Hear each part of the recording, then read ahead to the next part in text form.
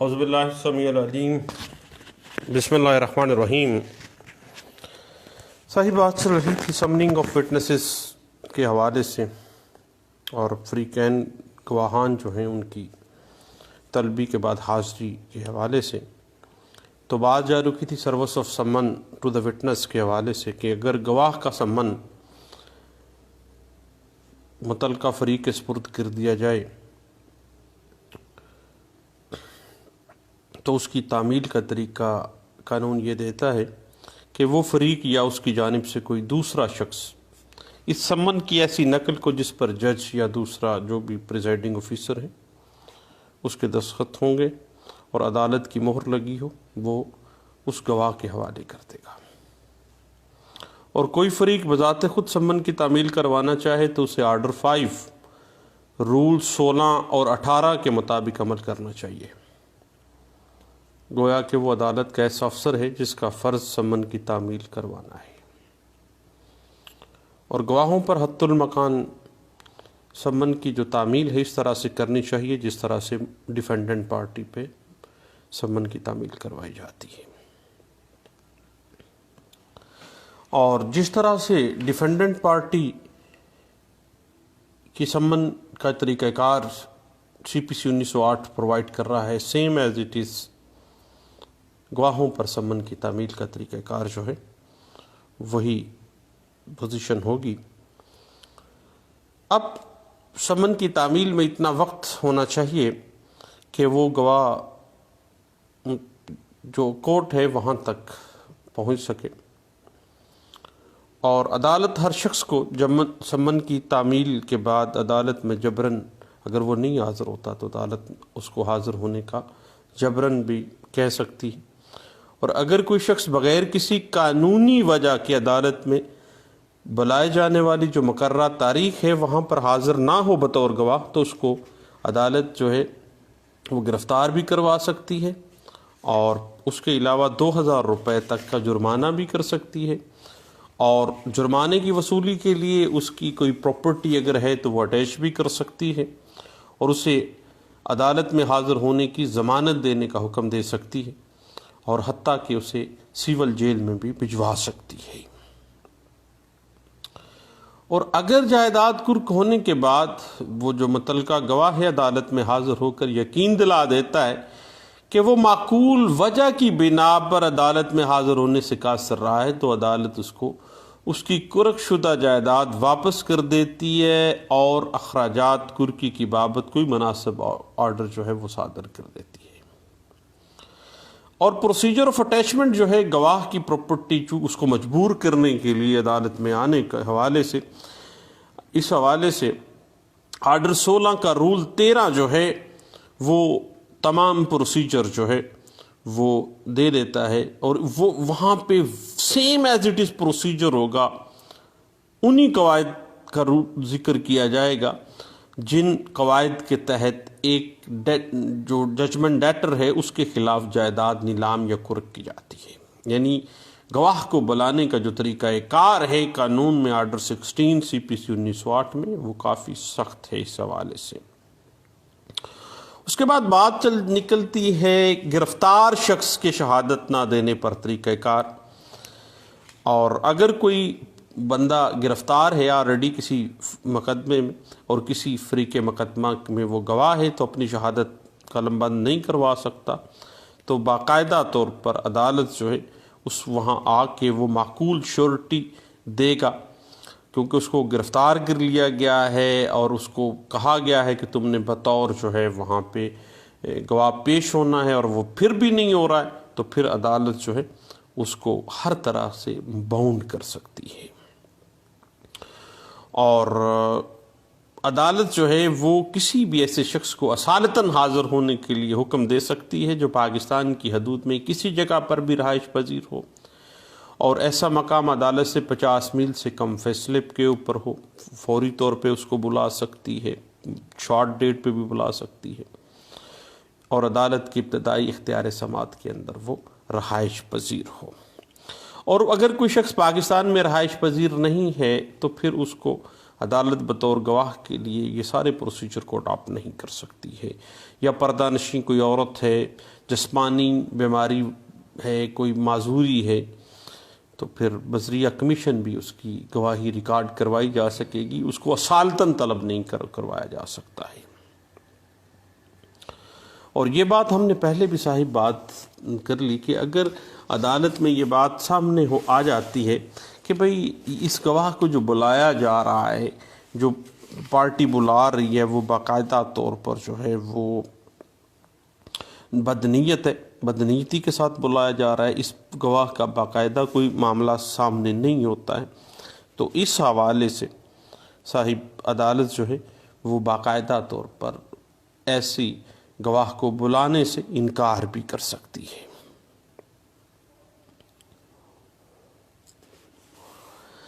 اب اس حوالے سے ہم ریفر کریں گے 2011 YLR پیج 5 کو, اور اس کے علاوہ 1983 SCMR پیج 1092 ہے, اور 2011 YLR پیج 2393, 2008 CLC پیج 1334 ہے, اور 1988 MLD پیج 2020 ہے. اور جہاں تک معاملہ ہے نا ان لسٹڈ وٹنسز کو طلب کرنے کا, اس حوالے سے جو پروسیجرز ہمیں ہائر کورٹس دے رہی ہیں کہ ایسا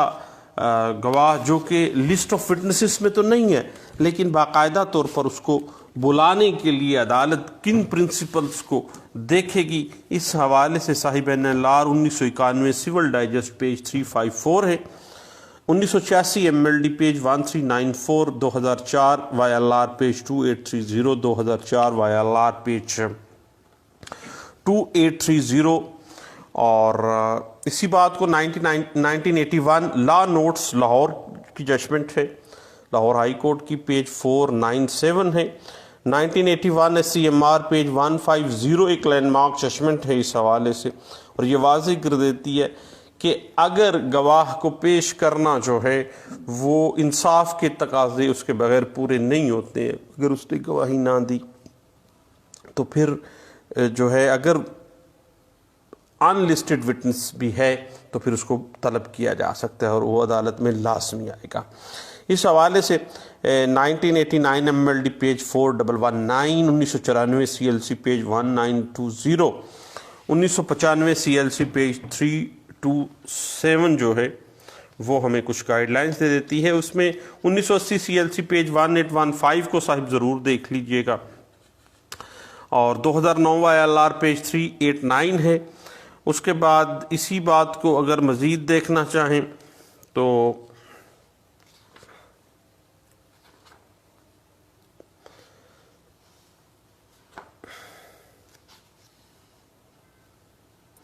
اسی بات کو 2006 MLD پیج 1532 ہے, جس میں اس بات کو بڑے اچھے انداز سے انٹرپریٹ کیا گیا ہے. اب صاحب اگر ہم تھوڑا سا اس کو انالائز کریں صاحب تو بات اس طرح سے ہے کہ ایک سول کورٹ کی جانب سے آرڈر 16 جو سمننگ اینڈ اٹینڈنس آف وٹنسز کو ڈیل کرتا ہے, وہ آرڈر 16 کے رول 10 کے تحت کسی گواہ کی طلبی کے بعد اگر گواہ عدالت میں حاضر نہیں آتا تو عدالت جو ہے باقاعدہ طور پر اس کے وارنٹ گرفتاری کرے گی اور باقاعدہ طور پر اس کو مجبور کیا جائے گا کہ وہ اصالتاً عدالت میں حاضر ہوئے گا. اگر وہ پاکستان کی حدود میں نہیں, عدالت کی حدود میں نہیں ہے, پردہ نشین لیڈی ہے, معذور ہے اگر وہ شخص, تو پھر بذریعہ کمیشن بھی کروایا جا سکتی ہے. اس حوالے سے 2018 CLC پیج 87 جو ہے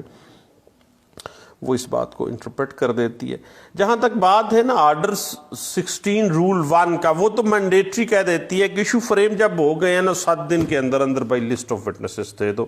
اور فرسٹ اس کے مطابق کہ آپ نے سمن کرنے اپنے گواہان کو.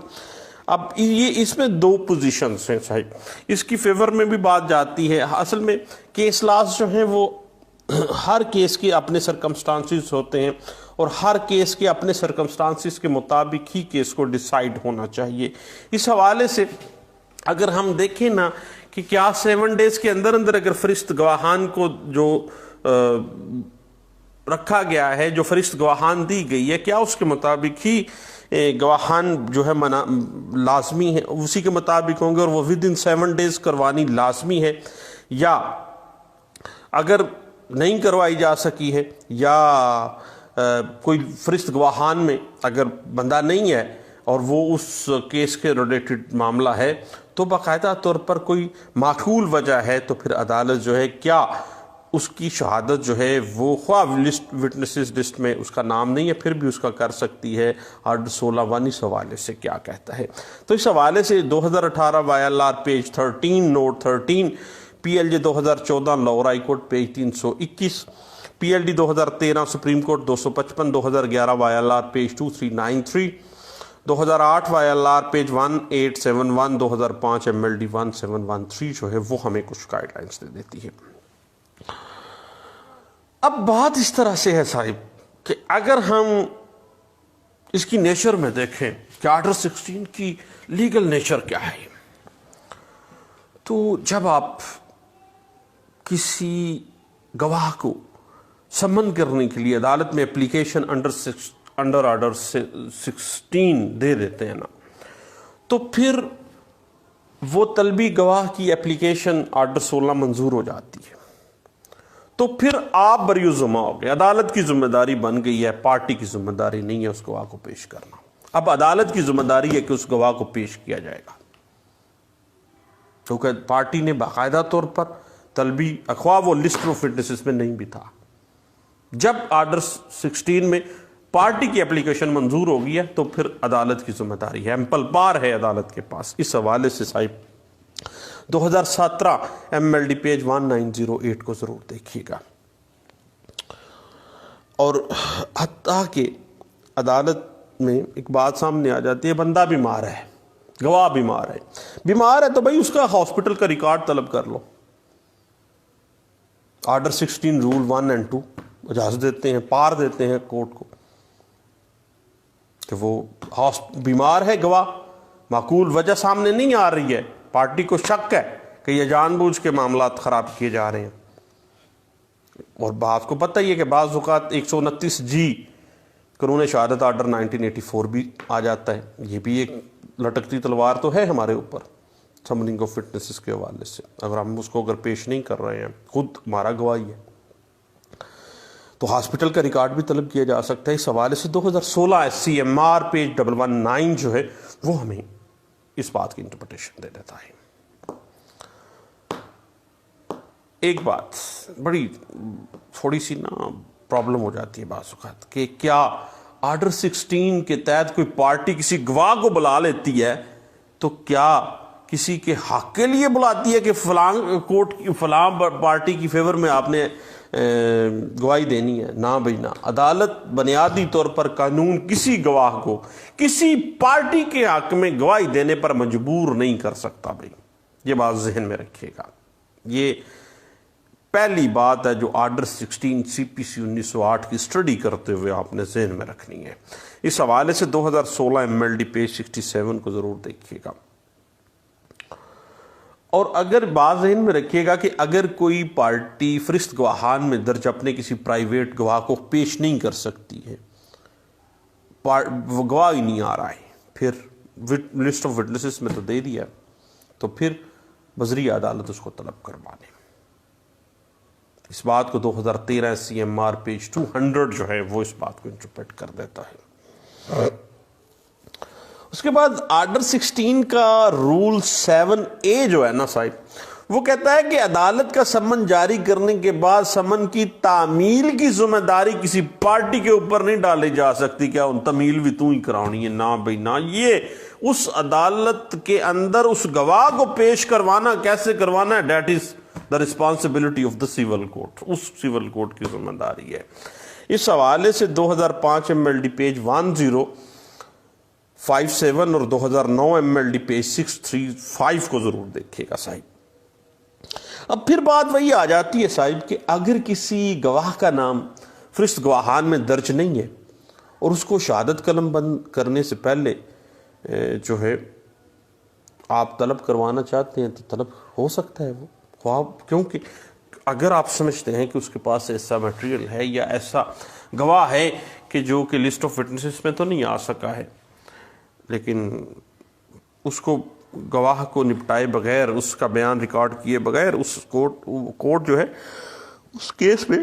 انصاف نہیں کر سکے گی،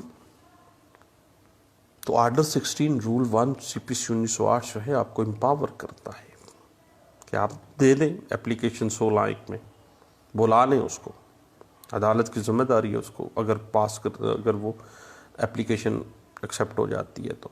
اس بات کو 2004 SCMR پیج 1367، 2006 YLR پیج 666 اور 2006 MLD پیج 1532 اور 2008 CLC پیج 1334 بھی انٹرپریٹ کر دیتی ہے where the process fee or the expenses are not deposited the party evidence may be closed، یعنی اگر بار بار عدالت کہتی ہے سب من کر لو بھائی، سب من کر لو، گواہ کو بلا لو، سب من ہی نہیں سبمٹ کروائے، پروسیس فیس ہی جمع نہیں کرواتی، تو پھر بار بار بلانے پہ نہیں، پارٹی خود ہی نہیں پروسیس فیس جمع کروا رہی ہے یا خرچہ نہیں گواہ کو بلانے کا جمع کروا رہی ہے، تو پھر اس پارٹی کا، اس گواہ کی حد تک جو ہے نا ایویڈنس کا رائٹ کلوز بھی کیا جا سکتا ہے۔ اس بات کو 2008 SCMR پیج 1330 بھی انٹرپریٹ کر دیتی ہے۔ اب بات تھوڑی سی ٹیکنیکل سی ہے کہ ایشو فریم ہونے کے بعد 7 دن کے اندر فرسٹ کو آہان عدالت میں داخل نہ کرنے کی صورت میں پھر بھی کسی پرائیویٹ گواہ کو پیش عدالت کیا جا سکتا ہے، اور عدالت جو ہے کبھی بھی ایسے نہیں کہہ سکتی کہ بھائی میں، چونکہ یہ لسٹ آف وٹنسز میں نہیں ہے تو میں اس کا جو ہے نا بیان ریکارڈ نہیں کروں گی، ایسے نہیں ہے۔ اگر جو عدالت میں آ گیا اس کا پارٹی لے آئی ہے اس کو بطور گواہ تو اس کا بیان ریکارڈ کرنا پڑے گا۔ 2008 CLC پیج 1334 اس بات کو انٹرپریٹ کر دیتی ہے۔ اور اس کے بعد یاد رکھے گا کہ ایک سول کورٹ جو ہے انڈر آرڈر 16 رول 14 CPC 1908 کسی کیس کے لکونے فل کرنے یا کسی فریق کی مدد کے لیے اس کی غلطی سے چھوڑے گئے کسی گواہ کو ری ایگزامن کی اجازت نہیں دے گی، یا کسی گواہ کو طلب کرنے کی اجازت نہیں دے گی کہ اب تم ایڈیشنل ایویڈنس میں آ گئے ہو، دوبارہ کسی گواہ کو یا مزید کسی گواہ کو طلب کرنا چاہ رہے ہو، لیکن کیس میں جو لکونے رہ گئے اس کو فل کرنا چاہتے ہو، یا کسی پارٹی کی جو ہے ہیلپ آؤٹ کرنے کے لیے، کبھی بھی عدالت جو ہے قانون اس بات کی اجازت نہیں دیتا۔ صحیح، اس حوالے سے 2007 CLC پیج 1587F جو ہے وہ ہمیں کچھ ہیلپ آؤٹ کر دیتی ہے۔ اس کے بعد جو آرڈر 16 کا رول 7 ہے ضابطۂ دیوانی 1908، وہ عدالت میں موجود کسی بھی شخص کو شہادت دینے یا کوئی دستاویز پیش کرنے کا حکم جو ہے وہ باقاعدہ آرڈر کیا جا سکتا ہے۔ یہ نہیں ہے کہ بندہ دستاویز لے کے آ گیا، گواہی دینے آ گیا، جائی صاحب کو میں نہیں لیندہ بھائی، ایسے نہیں ہے بھائی۔ اس بات کے حوالے سے ذہن رکھیے گا، اگر کسی گواہ کی شہادت ضروری ہے تو عدالت آرڈر 16 رول 14 سو موٹو بھی اس کو طلب بھی کر سکتی ہے، اور اس کا گواہ کی شہادت بھی لے سکتی ہے اور کوئی دستاویز پیش کرنے کا آرڈر بھی کر سکتی ہے۔ اس حوالے سے 2003 MLD پیج 1332، 2006 MLD پیج 1532،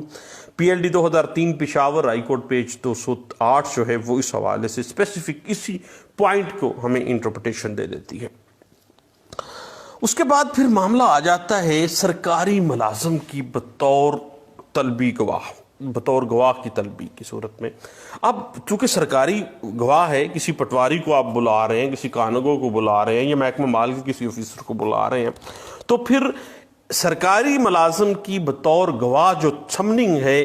اور اس کی اٹینڈنس جو ہے وہ عدالت کی ذمہ داری ہے، پارٹی کی ذمہ داری نہیں ہے۔ اور آرڈر 16 رول 7A جو ہے وہ کہتا ہے کہ عدالت کی ذمہ داری ہے کہ سرکاری گواہ کو پیش کروائے، عدالت کو پتہ ہے کیسے کروانا ہے، اس کی تنخواہ کو کورک کرے، جو بھی طریقہ کار جو مناسب سمجھتی ہے۔ اور آپ کو پتہ ہے کہ آرڈر 16